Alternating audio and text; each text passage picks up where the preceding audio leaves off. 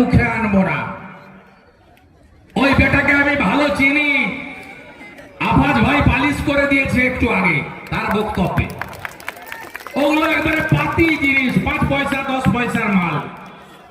ওদের আমি ওকে কাউন্ট করছি না, কিন্তু ব্লক সভাপতি, পুলিশ, বিএলআরও মিলে বালি লুট চলছে, সরকারের ঘরে রাজস্ব যায় না।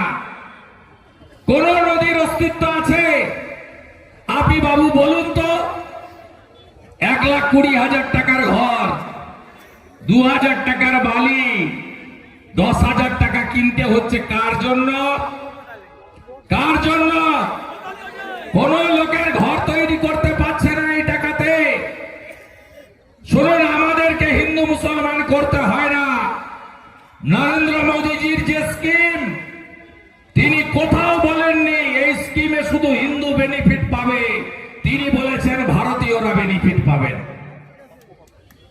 আজকে বলুন, মমতা বন্দ্যোপাধ্যায় যারা টোটো চালিয়ে খান, কত গরিব মানুষ, বেকার যুবকরা, গ্রাজুয়েট ছেলেরা টোটো চালাচ্ছে, 300 টাকা 400 টাকা হলে একটু বাড়িতে তরি তরকারি, মাছ তো কেনার সুযোগ নেই, ওই টাকাতে একটু ডাল ভাত আলু মাখা অন্তত হয়ে যাবে।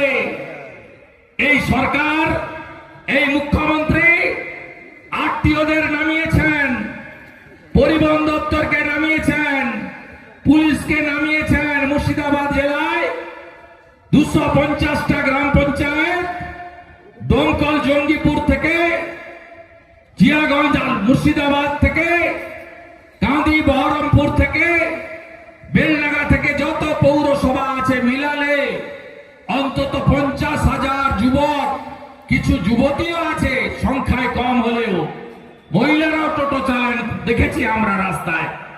আজকে তারা, তাদের পেটে লাথি মারা হচ্ছে, বলছে রেজিস্ট্রেশন করো। রেজিস্ট্রেশন করতে হবে শোরুমে, শোরুমের সঙ্গে বকরা করে রেখেছে তৃণমূল। 15,000 টাকা শোরুমে রেজিস্টার করতে হবে, পার রেজিস্ট্রেশনে তৃণমূলের 5,000 করে টাকা আছে। বলছে 1,000 টাকা রেজিস্ট্রেশন ফি জমা দাও, মাসে 100 টাকা করে মমতা ভাত তুলবে আপনাদের কাছ থেকে। একদিকে পরিযায়ী শ্রমিক, একদিকে বালি চুরি, একদিকে ধানের দাম নেই। 30 কুইন্টাল মাথা পিছু ক্রয় করা হতো গত বছর পর্যন্ত। এবারে যাবেন কিষাণ মান্ডিতে, ধান তো উঠছে, ঝাড়াই বাছাই করে বস্তা করার পরে নিয়ে যখন যাবেন, বলবে এবারে মাননীয় মমতা ব্যানার্জির সরকার মা মাটি মানুষ নাকি বলেন, 10 কুইন্টালের বেশি ধান এবারে সরকার কিনবে না। আর এই টোটাল লোকদের কাছ থেকে চাঁদা তোলা হবে। 15,000 টাকা রেজিস্ট্রেশন শোরুমে, 100 টাকা করে মাসে, সামনে ভোট, আবার 200 টাকা ভাতা বাড়াতে হবে, টুপি পরাতে হবে বাংলার জনগণকে। তাই টোটাল লোকেদের কাছ থেকে একসঙ্গে 1000 আর 600-1600 টাকা করে তুলবে। ভাবতে পারেন কত বড় অন্যায়। এর বিরুদ্ধে আপনারা গর্জে উঠবেন না? বিদ্যালয় ধ্বংস, কলেজ ফাঁকা, হসপিটালে কিচ্ছু নেই, শুধু রেফার করে। বড় হসপিটাল রেফার টু কাঁদি, কাঁদি hospital refer to Baharampur, Baharampur refer to Kolkata. স্বাস্থ্য সাথীর ভুয়া কার্ড চলে, হ্যাঁ কি না বলুন? কোন নার্সিং হোম কার্ড নেয় না। যান বহরমপুরে বড় লোকের নার্সিং হোমে, বলবে ক্যাশ না কার্ড। আপনি বলবেন গরিব লোক, আমার কার্ড আছে, বলে বাবু বেড নাই, পরে আসুন। আপনি যদি ঘুরে এসে বলেন আমি ক্যাশেই করব, বলবে doctor ready, ICU ready, bed ready, ওটি রেডি। কেন পশ্চিমবঙ্গে আয়ুষ্মান ভারত চলবে না?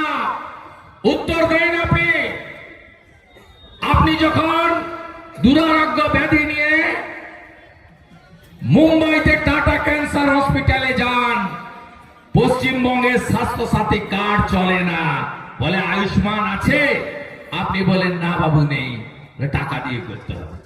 সিএমসি ভেলোর, মণিপাল ব্যাঙ্গালোর, ডাক্তার রেড্ডি হায়দ্রাবাদ, যেখানেই যাবেন আয়ুষ্মান চলে। নরেন্দ্র মোদীজির আয়ুষ্মান ভারত, এখন অব্দি 5 কোটি লোক 5 লক্ষ টাকা পর্যন্ত চিকিৎসা ফ্রি পেয়েছেন।